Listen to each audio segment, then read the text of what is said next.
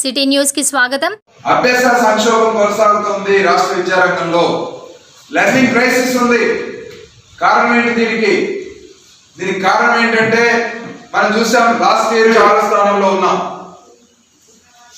So మరి performance grading index కి తీసుకున్న పారామీటర్స్ ఏంటంటే, తెలంగాణ రాష్ట్రంలో నూతన ప్రభుత్వం రేవంత్ రెడ్డి గారి నాయకత్వంలో ఏర్పడింది.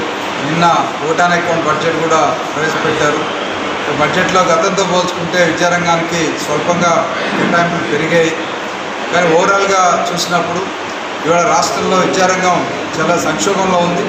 ఈ సంక్షోభాన్ని పరిష్కరించే దిశగా ఈ బడ్జెట్ కేటాయింపులు లేవనేది వాస్తవం.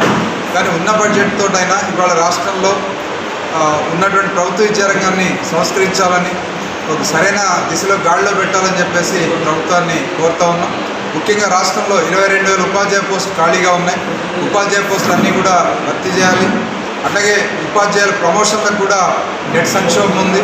నెట్ నుంచి మినహాయింపు ఇవ్వడం లేదా కండిషనల్ ప్రమోషన్స్ ఇవ్వడం ద్వారా నెట్ని అవరోధాన్ని అధిగమించి ఉపాధ్యాయులకు ప్రమోషన్లు ఇవ్వాలి.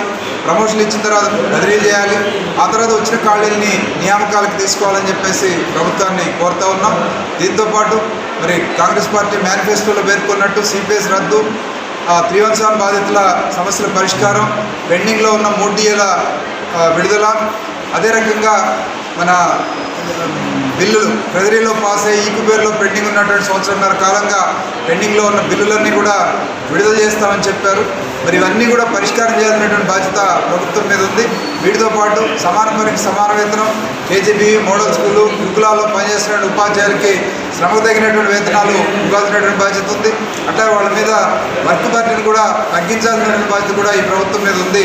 ఈ సమస్యలన్నిటి పరిష్కారం కోసం రాబోయే రోజుల్లో మరి తెలంగాణ రాష్ట్ర ఐక్య ఉపాధ్యాయ ఫెడరేషన్ స్వతంత్రంగాను, ఇంకా కలిసి వచ్చే ఉపాధ్యాయ సంఘాలను కలుపుకొని మరి ప్రభుత్వం సరైన దిశలో ఆలోచించకపోతే పోరాటాలకు కూడా సిద్ధంగా ఉన్నామని చెప్పి ఈ సందర్భంగా తెలియజేస్తాం.